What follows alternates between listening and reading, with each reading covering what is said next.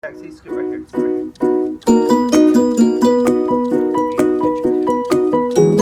Right there.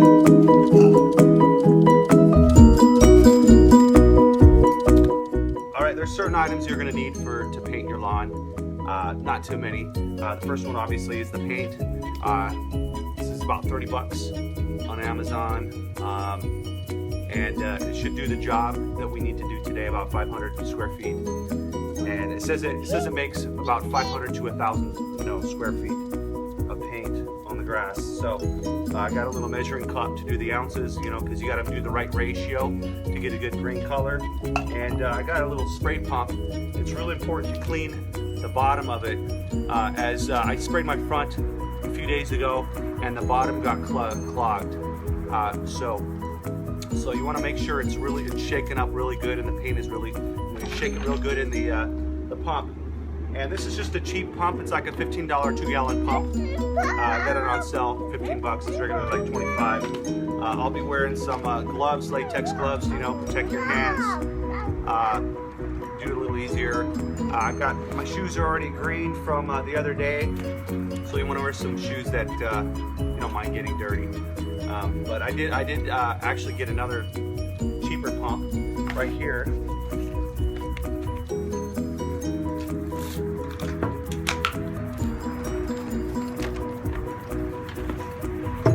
This is the original pump that I started with. Got it at a department store, 2-gallon. It was one of the cheaper ones, but I wouldn't recommend it because as you might be able to see some residue. There's still some green stuff right there in the end, and it got clogged, and so it made it difficult. I actually couldn't even do a stream of any of the dye, so I would not recommend this one.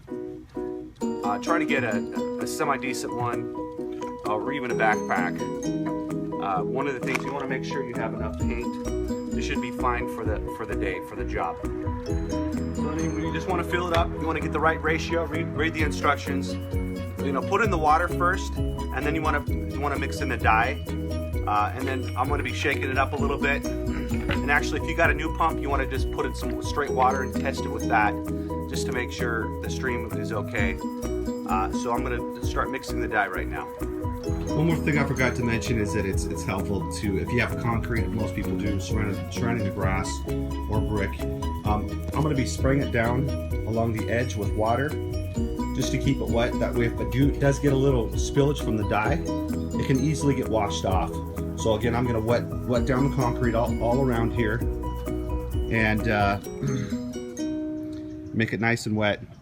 And then also I've got, just for added protection, a little mask here. I've actually cut up a little piece of cardboard that I'm going to be holding as I go along the edges, just so I can kind of like this,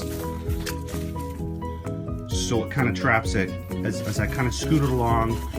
That way I don't have to do any cleanup later. And if you do get a spill, it does come off with soap.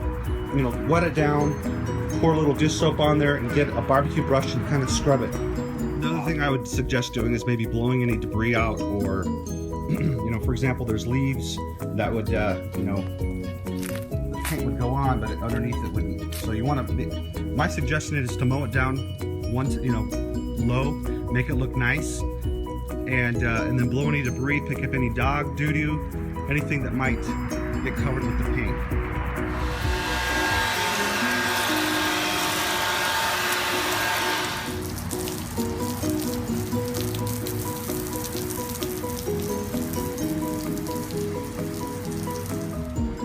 Shake up the concentration real good.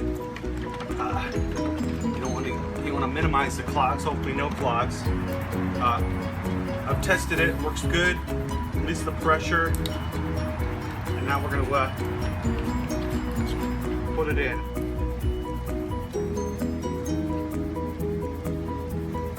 We're going to measure it now, and you just want to get the right concentrate. Reading on the back.